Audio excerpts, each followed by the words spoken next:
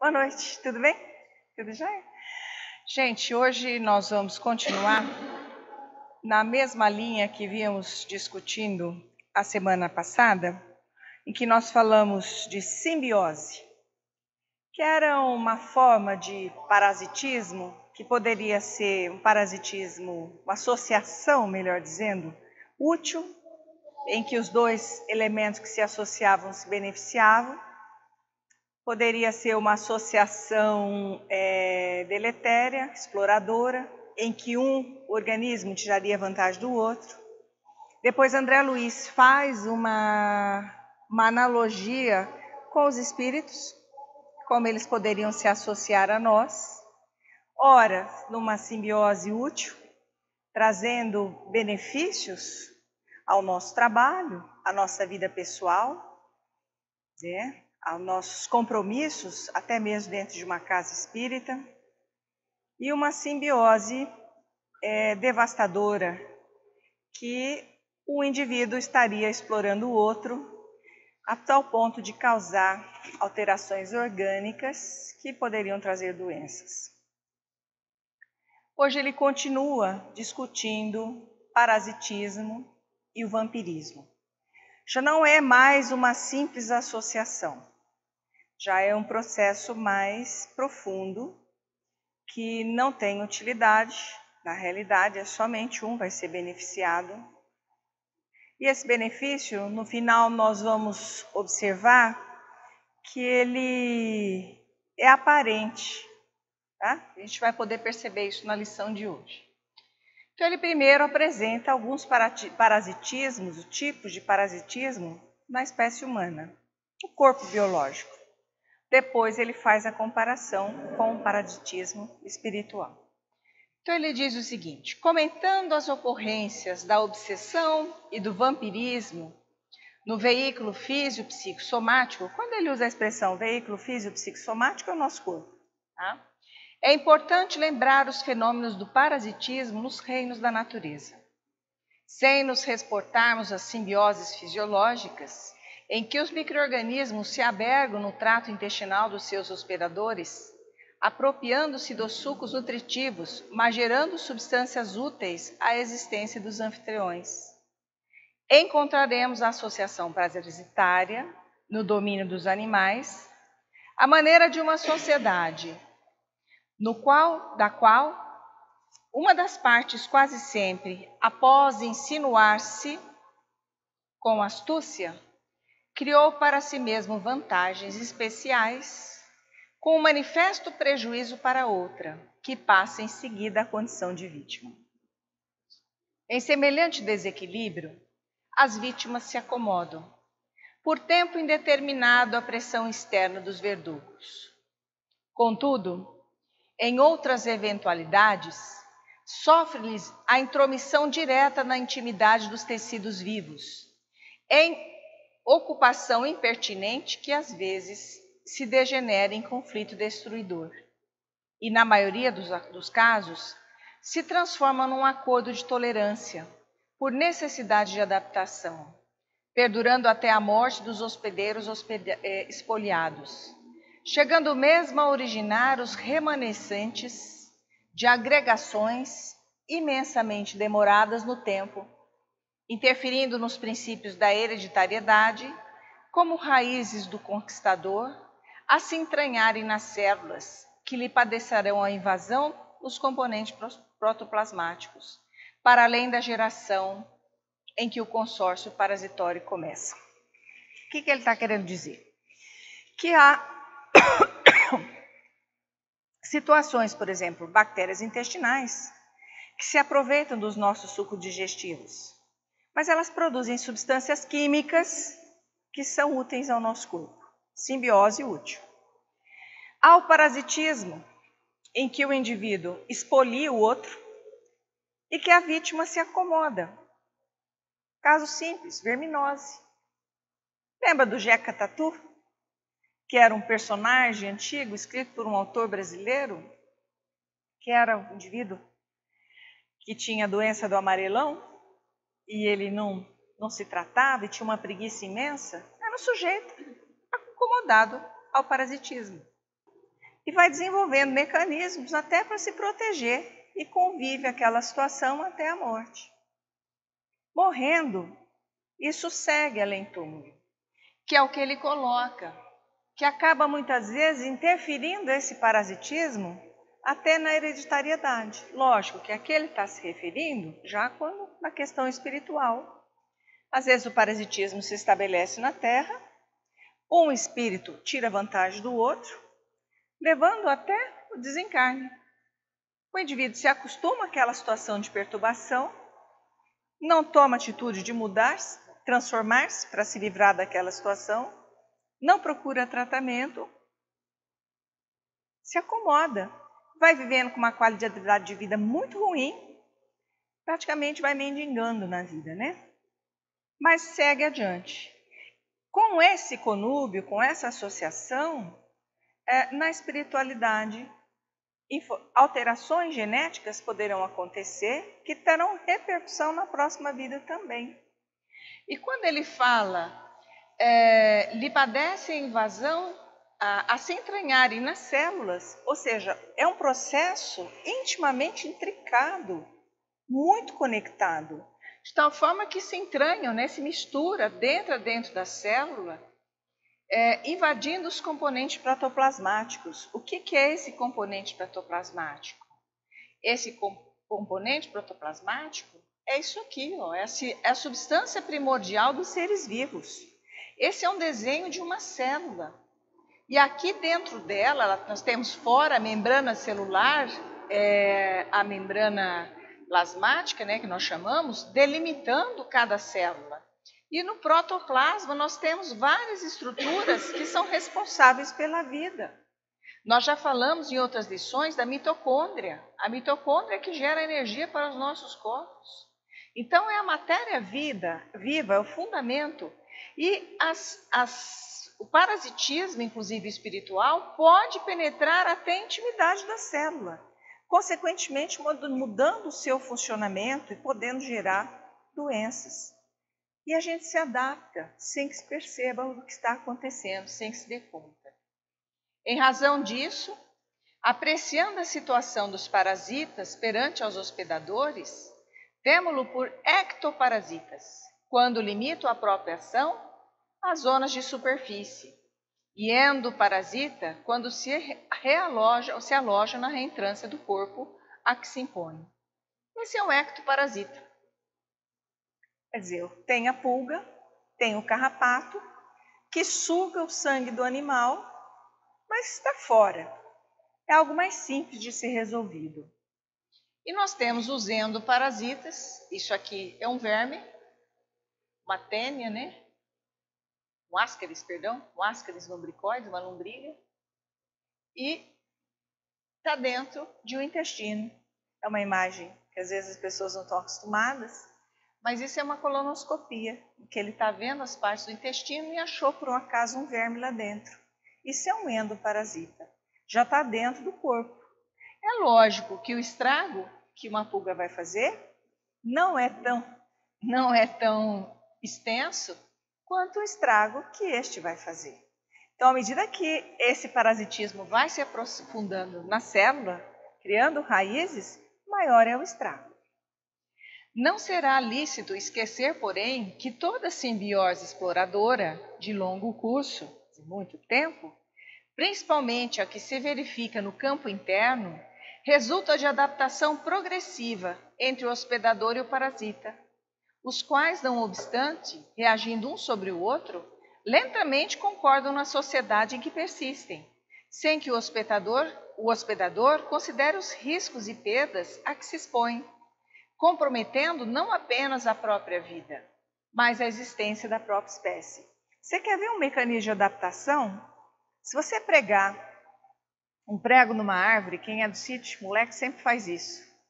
Você vai ver que passam os anos, a árvore vai emitir um tronquinho que vai envolver aquele prego e vai isolar aquele prego. Às vezes nós temos algumas situações de espinhos que não dão reação e a gente observa que o nosso organismo isola aquele problema e deixa como se fosse uma bolsinha isolada. É uma forma de se defender. E a árvore faz isso também. Então, muitas vezes a gente se protege, a gente se isola, mas não se dá conta do prejuízo que aquilo pode nos causar. Como é que a gente vai se dar conta? Somente se a gente souber, se a gente estudar, se a gente conhecer. Porque a partir do momento que você começa a estudar, que você começa a aprender as coisas, é que você vai fazer a reflexão. Opa, será que não estou caindo numa situação dessa? Sem conhecer, como é que você vai avaliar? Né?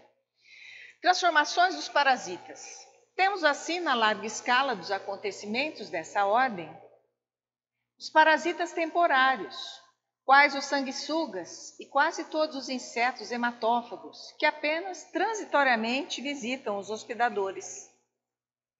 Os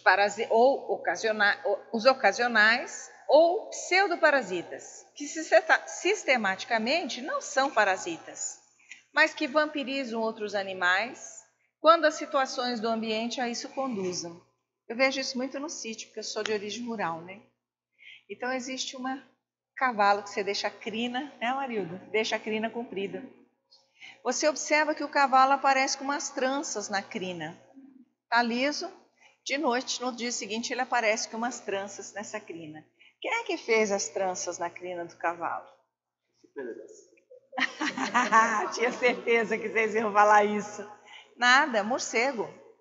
O morcego, ele se agarra na crina do cavalo e fica sugando o sangue no pescoço do cavalo. Conforme ele pica, o cavalo corre e ele fica grudado, ele gira, então ele torce toda a crina do cavalo. Quando você vê o cavalo com a crina torcida, tem morcego parasitando temporariamente aquele animal durante a noite, porque as condições do ambiente propiciaram a crina comprida. Tá?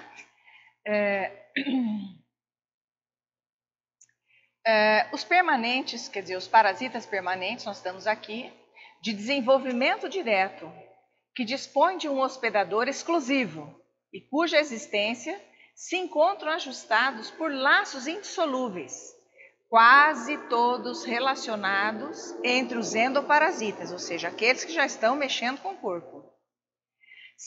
Os parasitas são chamados heteroxêmicos, que se fazem adultos em um ciclo biológico determinado, contando com um ou mais hospedeiros intermediários, quando se encontram em período larval, para atingirem a forma completa num hospedeiro definitivo. Olha aqui o exemplo. O parasita heteroxêmico. Muito interessante. A inteligência de André Luiz é preciosíssima. Vocês vão ver onde é que ele quer chegar com essa comparação posteriormente. Isso aqui é aquele verme, né, a solitária, que desenvolveu ganchos na sua cabeça para grudar no intestino. Perdeu as pernas, perdeu o aparelho locomotor, consegue fazer toda a sua reprodução sozinha, autossuficiente. Ela se aloja no intestino e é muito difícil conseguir eliminar esse bicho. Isso é a fase adulta. E aí, o que nós vamos observar? Os ovos saem nas fezes e o animal mexe na terra, vai para a carne, faz pequenos cistos na carne, que é o estágio larval. O indivíduo come essa carne mal cozida e o cisto se aloja dentro do corpo e desenvolve na fase adulta. Então, esse é um parasita heteroxêmico. Vocês estão tudo com nojo, mas tudo bem, vamos aprender. É heteroxêmico. Ele, na fase adulta, está no hospedeiro, mas para chegar ao seu objetivo final, ele usa o intermediário. Isso, aí, nesse intermediário, ele atinge o seu objetivo, tá?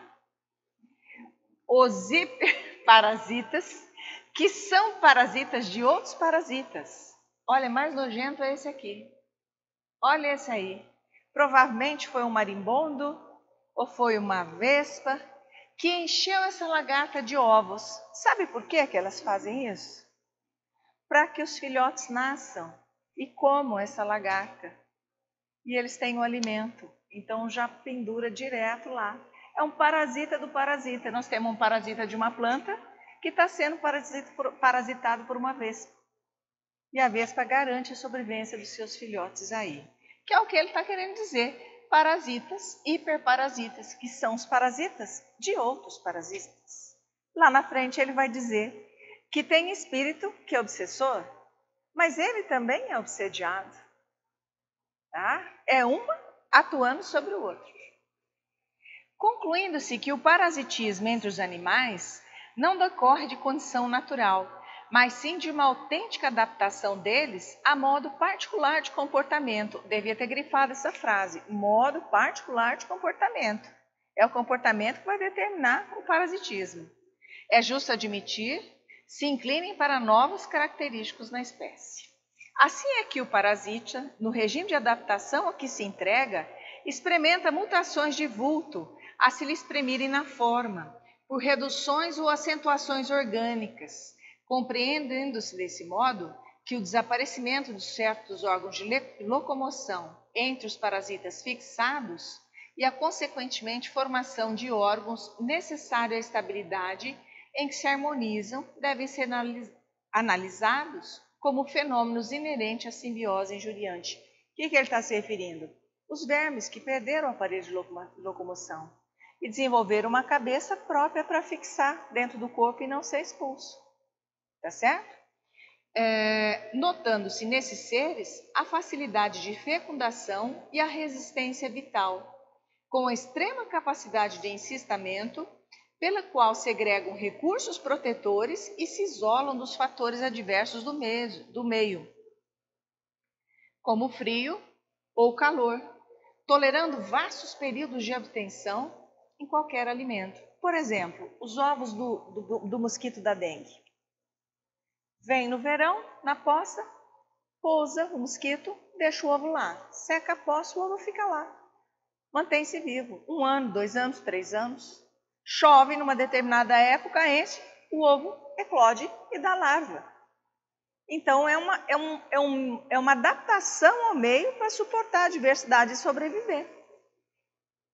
Isso garante a evolução também, a evolução da espécie. A exemplo do que ocorre o percevejo no leito, que consegue viver mais de 6 meses consecutivos em completo jejum. Continuando a examinar as alterações nos parasitas em atividade, assinalamos muitos plateumintos, que é a solitária, né? E anelídeos, que é Falei, aquele que eu mostrei lá na endoscopia, a lombriga, é isso. Que em virtude do parasitismo, perde os apêndices locomotores, substituindo por ventosas ou ganchos. Identificamos a degeneração do aparelho digestivo em vários endoparasitas no campo intestinal e, por vezes, a total extinção desse aparelho, como acontece a muitos cestoides e acantocéfalos. Quem são eles? Cestoides e acantocéfalos também são tipos de vermes que perdem até o aparelho digestivo. Para que ele vai precisar do aparelho digestivo se ele já pega o suco pronto, digerido? É só absorver e dar sequência à sua vida. Tá? É o máximo de exploração, certo?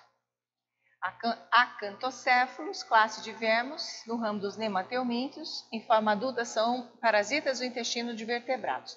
Aí tem uma definição do dicionário, dinossauro não, dicionário, né?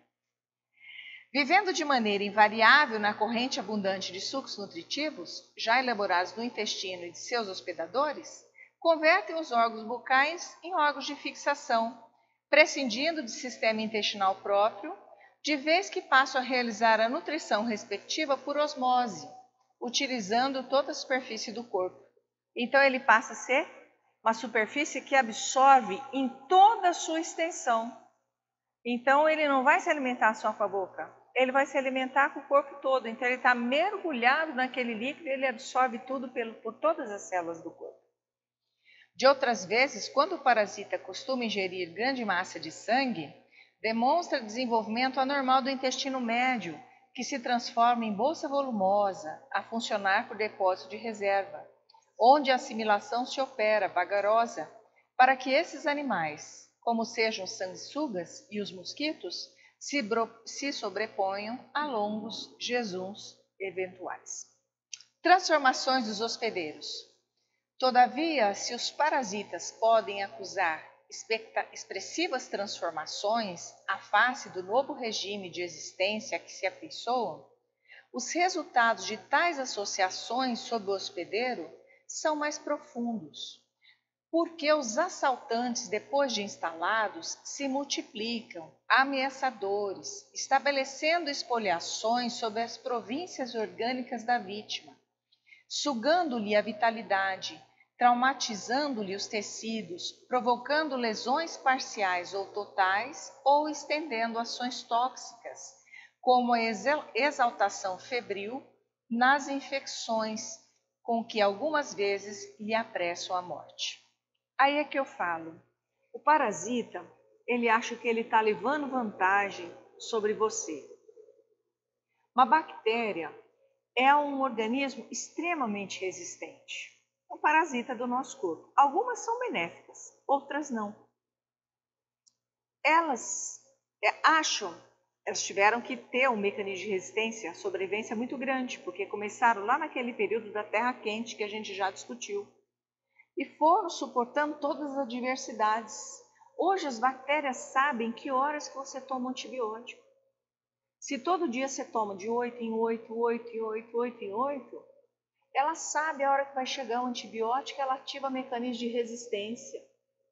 Então, alguns médicos que estão estudando mais isso, eles começam a dar nos primeiros 2 dias de 8 em 8, depois eles põem de 7 em 7, depois em 8 em 8, depois de 6 em 6, eles vão mudando os horários para que elas não aprendam, porque as bactérias têm capacidade de aprender. Só que elas levam vantagem sobre o nosso organismo quando elas infestam o nosso organismo, mas no momento que elas nos liquidam, elas também morrem. Então, todo parasitismo, ele é ruim para o hospedeiro, mas é ruim também para o parasita. Todo obsessor nosso acredita que está levando vantagem, mas na realidade ele está nos comprometendo e se comprometendo. E ele não vai escapar desse compromisso futuramente. Então essa simbiose devastadora, esse parasitismo degenerador, ele não é vantajoso para ninguém, mas demora para a gente entender isso. Às vezes a gente acha que está levando vantagem em cima de uma pessoa, mas que nada. Nessa movimentação perniciosa ou letal, consegue irritar as células ou destruí-las, obstruir cavidades, seja no intestino, no vaso, embaraçar funções, obliterar, ou seja, fechar glândulas importantes, quais as glândulas genitais, que levam até, antes de entrar no texto, olha isso aí, vocês não têm ideia do que seja isso aí, né? Isso é uma doença chamada elefantíase, causada por um parasita. Isso aqui é um parasita que entrou na pele, picou a pele do sujeito, estava dentro de uma poça d'água, cheia de vermes.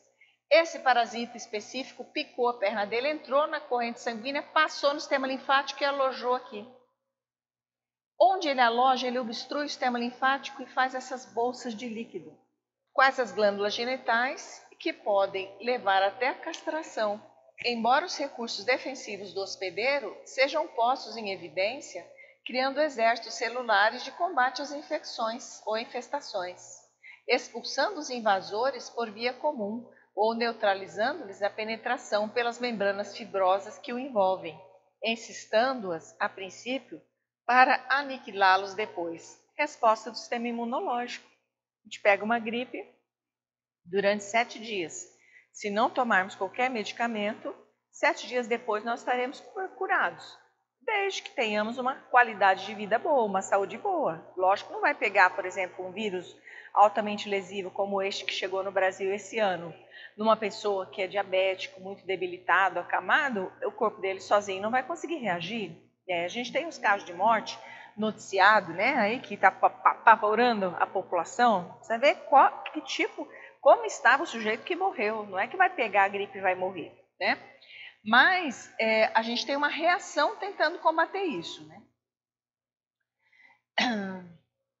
Vamos lá. Que envolvem insistando a princípio para aniquilá-los depois, em pequeninos invólucros calcificados no interior dos tecidos. E lembrando os efeitos de certos parasitas heteroxêmicos, que é aquele que depende de um segundo hospedeiro, que se desenvolve no hospedeiro intermediário para alcançar a posição adulta no hospedeiro definitivo, bastará a menção especial dos tripanossomos. Em espécies várias, se multiplicam nos tecidos e líquidos orgânicos, traçando aflitivos problemas da parasitologia humana, em complicadas operações de transmissão, evolução e instalação de quadro fisiológico de suas vítimas. Vale citar, dentre eles, o Trypanosoma cruzi, que se hospeda habitualmente no intestino médio de um triatoma ou de um outro reduvídeo. Quanto nome, né? Triatoma, reduvídeo, é esse aí, o bicho barbeiro. O Trypanosoma, ele se hospeda, né, no intestino desse bicho. Esse bicho, ele vai defecar o bichinho, né, o parasita, mas ele gosta de sangue de humano. Ele vai picar você. Quando ele pica, ele libera a substância que dá uma alergia. E ele, como ele encheu o tubo gastrointestinal de sangue, ele defeca para esvaziar e armazenar o sangue. Então tem a picada, o cocôzinho dele que você não enxerga e o alérgeno que te faz coçar. Quando você coça, você joga o parasita naquela abertura e ele entra para a corrente sanguínea. Pronto, está aqui.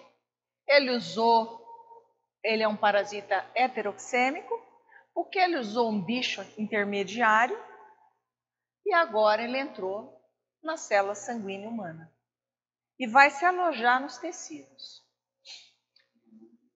onde apresenta formas arredondadas em divisão para adquirir novamente a forma de tripanossoma no intestino posterior do hemíptero, quer dizer, o inseto sugador, que vivendo à custa de sangue, obtido por picada, vem a transmiti-lo pelas fezes ao organismo humano, na qual geralmente passa a residir de forma endocelular dentro das células, nos músculos, no sistema nervoso, na medula, nos ossos ou na intimidade dos tecidos. Aqui está o exemplo. Isso aqui é uma fibra muscular do músculo cardíaco. Ele está inserido aqui dentro do músculo, tá certo? Ou ele fica no meio dessas células sanguíneas. Aqui no caso ele dá um exemplo. Quando ele entra no músculo cardíaco, tamanho de um coração normal, à medida que o coração vai se desenvolvendo, ao estado que esse coração fica. Esse coração faz arritmia, esse coração tem risco de parada cardíaca, se não for colocado no marca-passo. Esse coração é praticamente insuficiente, apesar dele ser grande, ele não presta, é um coração ineficiente, e o indivíduo padece. Se acontece o alojamento no intestino, o intestino fica extremamente alargado, o indivíduo não tem movimentação intestinal, e o resíduo alimentar, as fezes secam, que o indivíduo precisa ir no hospital retirar, que formam pedras fecais dentro do intestino, porque esse parasita se alojou nas células.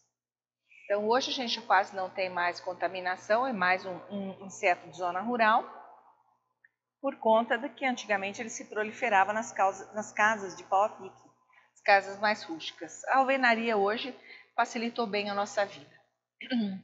Aí se difundindo na medida das resistências que se lhe ofereça no mundo orgânico, dependendo o papel do carrasco microscópico a perseguir e aniquilar populações indefesas.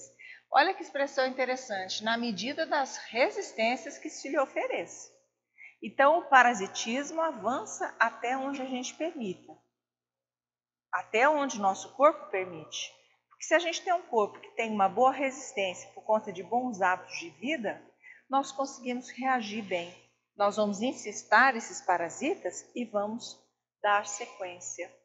Obsessão e vampirismo. Então, feitas essas colocações biológicas, dessas comparações, vamos ver com que objetivo ele apresentou esse texto. Porque ele não quer fazer um tratado de biologia. Ele está usando exemplos que a gente conhece para poder explicar as coisas mais complexas do plano espiritual. Então, vamos começar a falar de obsessão e vampirismo. Dr. Marcos, tem vontade de atuar nesse Só para lembrar, momento? uma consequência bastante interessante a nível de reencarnação, Elza já falou aqui que a possibilidade de um processo parasitose e espiritual também alterar a máquina fisiológica. Vou mais adiante, alterará também o perispírito. Uma das consequências que a gente observa na taratologia humana é as crianças chipóforas. Nascem uma grudada com a outra. Mas, meu Deus, por que Deus permitiu? Será que os dois perispíritos estão desajustados ali? Quem sabe que o perispírito é o molde, né? No futuro corpo? Exatamente é isso. Ou uma paixão desvairada, ou um ódio terrível. Acaba ligando a criatura de tal forma que quando nasce grudado com o outro. Dividir o mesmo espaço, né? Então, obsessão e vampirismo. Em processos diferentes, mas atendendo os mesmos princípios de simbiose prejudicial, encontramos os circuitos de obsessão e de vampirismo, entre encarnados e desencarnados, desde as eras recuadas, em que o espírito humano, iluminado pela razão, foi chamado pelos princípios da lei divina a renunciar ao egoísmo e à crueldade, à ignorância e ao crime. Quando é que aconteceu isso mesmo? Nós já estudamos. No momento da fala. Quando a gente desenvolveu a fala, a gente começou a desenvolver a responsabilidade, né? Rebelando-se, no entanto, em grande maioria, contra as sagradas convocações e livres para escolher o próprio caminho, as criaturas humanas desencarnadas em alto número começam a oprimir os companheiros da retaguarda, disputando afeições e riquezas que ficavam na carne, ou tentando empreitadas de vingança e delinquência, quando sofriam o processo libertatório da desencarnação em circunstâncias delituosas. As vítimas de homicídio e violência, brutalidade manifesta ou perseguição disfarçada, fora do vaso físico, entram na faixa mental dos ofensores. De quem as matou? De quem as violou? Conhecendo-lhe a enormidade das faltas ocultas, e ao invés do perdão, com que se exonerariam da cadeia de trevas, empenham-se em viditas atrozes, retribuindo golpe a golpe e mal por mal. Então, o indivíduo é assassinado por alguém. Quando ele se vê fora do corpo físico, ele deseja vingança. E aí ele sai. O filme Ghost, que nós sempre citamos aqui, mostra muito bem isso, esse momento, né? Esse tipo de reação. Todos assistiram esse filme? Vale a pena. Acho que você já assistiu, Carlos? Ghost? Já? Então, eu achei que você não é tão novo quanto eu imaginava. Outros desencarnados, exigindo que Deus lhe providencie solução aos caprichos pueris e proclamando-se inabilitados para o resgate do preço devido à evolução que lhe é necessária, tornam-se madraços e gozadores, e alegando a suposta impossibilidade de a sabedoria divina dirimir os padecimentos dos homens pelos próprios homens criados, fogem acovardados e preguiçosos aos deveres e serviços que lhe competem. Então, nem todo mundo vai pegar na charrua quando estiver lá no plano espiritual. Tem gente que vai tentar fugir, né? Infecções fluídicas. Muitos acometem os adversários que ainda se entrosam no corpo terrestre, empolgando-lhes a imaginação com formas mentais monstruosas, operando perturbações que podemos classificar como infecções fluídicas e que determinam o colapso cerebral com arrasadora loucura. E muitos ainda, outros, imobilizados nas paixões egoísticas deste ou daquele teor, descansam em pesado monoideísmo ao pé dos encarnados, de cuja presença não se sentem capazes de afastar. Então eles desencarnam, mantêm uma ideia fixa em algo da vida passada deles, não conseguem se desvincular disso e geralmente ficam associados àquele grupo familiar sem arredar o pé, trazendo perturbação no ambiente. Por isso que a gente tem que evitar monoideia. A ideia começou a se repetir, muitas vezes a mesma ideia, nós precisamos ficar atentos para que a gente não cristalize numa ideia que geralmente é equivocada. Alguns, como ectoparasitas temporários, procedem à semelhança dos mosquitos e dos ácaros, absorvendo as emanações vitais dos encarnados, que com eles se harmonizam aqui e ali. Mas outros, quais endoparasitas conscientes, após se inteirarem dos pontos vulneráveis das suas vítimas, segregam sobre elas determinados produtos filiados ao quimismo do espírito e que podem nomear como simpatinas e aglutininas mentais, produtos esses que subrepticiamente lhes modificam a essência dos próprios pensamentos, a verterem contínuos dos fulcros energéticos do tálamo no diencéfalo. Já vou mostrar para vocês o que são essas estruturas. O que ele está dizendo para a gente?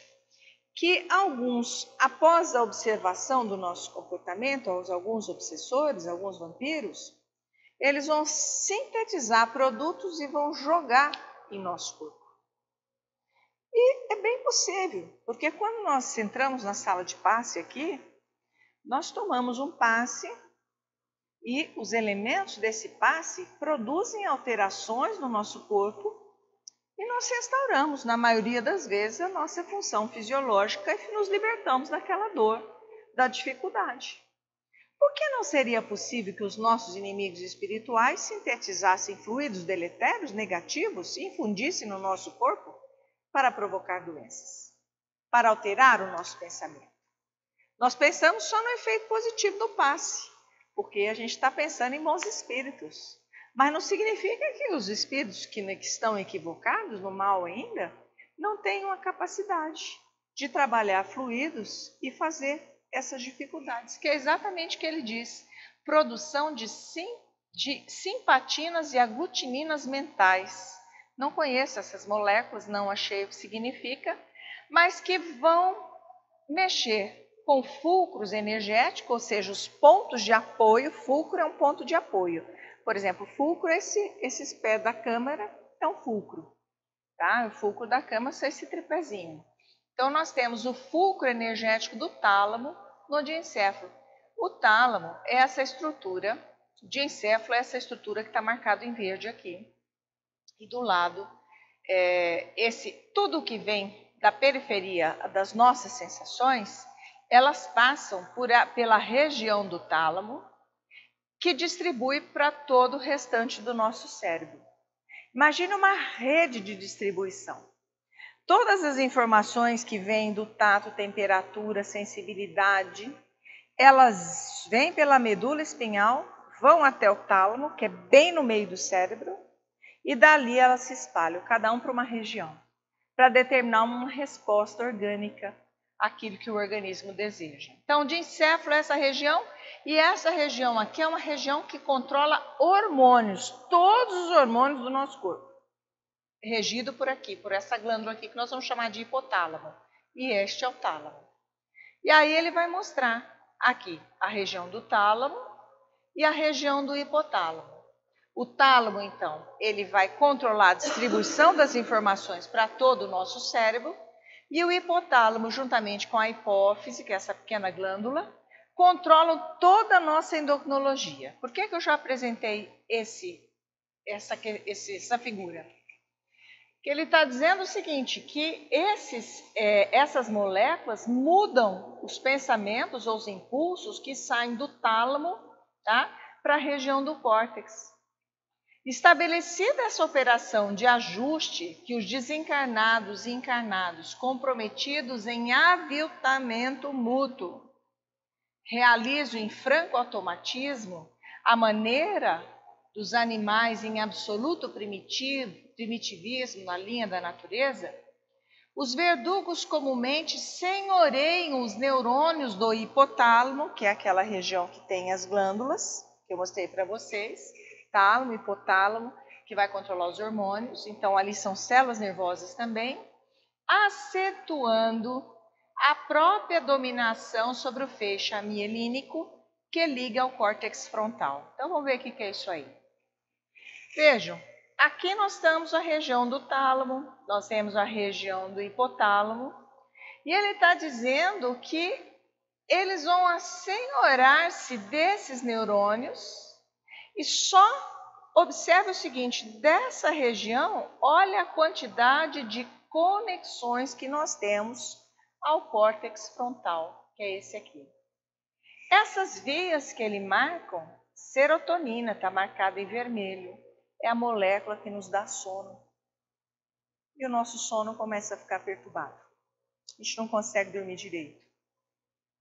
A que está marcada em azul são as vias adrenérgicas que nós chamamos. A norepinefrina, a noradrenalina, adrenalina, né? Nós vamos ficar com uma ansiedade mais generalizada, vamos ficar nos debatendo, porque isso aqui controla os nossos movimentos. Nós temos a via da dopamina, que é a molécula do prazer, que nos faz sentir com autoestima, satisfeito com a vida. Essas entidades, na realidade, por que será que eles escolheram essa reação, essa região, para produzir essas moléculas? Simplesmente porque aqui vai comandar a nossa alegria, a nossa tristeza, a nossa satisfação de viver. Mexendo com essas vias, é muito mais fácil eu conseguir eliminar, implantar um desejo suicida e assim por diante. Só para a gente entender um pouco esse mecanismo, é claro que o espírito obsessor, nem todos, tem esse conhecimento científico. Deu um estudo aprimorado pelo Galileu, mas isso não impede o automatismo. Mesmo que ele seja ignorante, ele vai atuar nesse mecanismo sem consciência que está fazendo. Quer fazer o mal, mas não sabe como esse mal se procede. Porque nós também aqui na Terra vivemos e agimos sem conscientização do processo neurológico que nós temos. Então, entendo que essa atuação é autônoma. Automático. Automático. Pelo centro coronário. A semana passada ele falou isso. O cara não vai falar, peraí, ela vai atuar? Não. Não, só estou explicando as consequências. Por que a gente fica triste, por que a gente fica deprimido, por que a gente vai ao suicídio quando tem um processo obsessivo? Porque eu mexo justamente nas vias da recompensa. Então, olha, a próxima figura só fica como ilustração. As vias, por exemplo, estão marcadas em azul, tem a recompensa, a motivação, a euforia, as compulsões, o sentido de preservação, que são as vias do prazer, né? Já as vias processadas em vermelho são as que mexem com a memória, com o humor, com o sono, com a nossa capacidade de aprendizado. Quando o indivíduo está obsediado, ele perde a capacidade de aprender, ele fica mal-humorado, ele não dorme direito, não tem a sensação de recompensa. Vocês conhecem alguém com essas características? Quer dizer, o efeito da presença do obsessor que se conecta pelo coronário que a gente viu a semana passada, acaba gerando uma alteração química que ele desconhece, que nós desconhecemos, mas que nós já percebemos que o indivíduo entra num processo de acabrunhamento, né? E aí quando ele fala em feixes mielínicos e amielínicos, é porque os neurônios eles são de dois tipos. Nós temos neurônios que são envolvidos por uma que nós chamamos uma bainha, semelhante a um fio elétrico, que tem aquela capa preta, que de tempo em tempo a gente remove essa capinha formando pedacinhos com capa e pedacinhos sem capa. Isso é o feixe mielinizado. E a informação corre muito rápido por esse feixe, por esse tipo de feixe. E você tem os amielínicos, que é o fio desencapado. Então, a referência que ele faz de atuação do feixe amielínico no córtex frontal, que é a região pensante, controlando estações sensíveis do centro coronário, que é aquele fulcro energético que nós temos aqui em cima, que aí se fixam para o governo da excitação e produzem nas suas vítimas, quando contrariados em seus desígnios, inibições de funções viscerais diversas, mediante a influência mecânica do simpático e parasimpático. Eu tenho que mostrar para vocês o simpático e o parasimpático. Só para vocês terem uma noção, do lado de cá é o parasimpático, são nervos partindo do cérebro, tá? Partindo da coluna também. E o simpático também tem nervos partindo de toda a coluna. Só para vocês terem uma noção do que o parasimpático atua: nos olhos, na glândula salivar, no coração, nos pulmões, no estômago, no pâncreas, no fígado, na vesícula biliar, na bexiga e na sexualidade. Óleo simpático também nos olhos, na salivação, no brônquio, praticamente nas mesmas regiões. Quando você mexe com o simpático e o parasimpático, o que está acontecendo? Você vai desregular o corpo como um todo. Então, no início, você desregula o pensamento, vem a sensação de tristeza, perda da alegria, começa a perder o apetite, ou entra numa compulsão alimentar, come sem parar, come de tudo, vai ficando obeso. Aí nós vamos mexer no hipotálamo, que é aquela estrutura que controla todos os nossos hormônios vão ficando desregulados. E aí as nossas vísceras todas vão ficando alteradas, nós começamos a ficar doentes. Mas não sei por que aparece uma doença aqui, outra ali, outra lá, não sei. E a gente não tem noção do que está acontecendo. E às vezes você vai ao médico, faz um monte de exame e não dá nada, o médico não consegue fechar o diagnóstico. O paciente sente tudo e o exame não revela absolutamente nada. Todo mundo conhece um caso desse, né? Fala, não dá nada no exame e eu me sinto profundamente mal. Uma atuação espiritual, né? Só terminar isso aqui? Pode ser?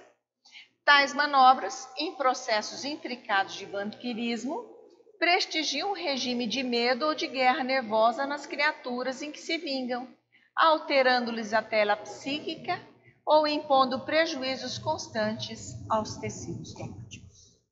Certo? Conseguiram fazer a associação do parasitismo que ele mostra, dos vermes que nos parasitam, e o que os espíritos podem atuar da mesma forma, mexendo com as nossas funções, induzindo secreções negativas e assim por diante?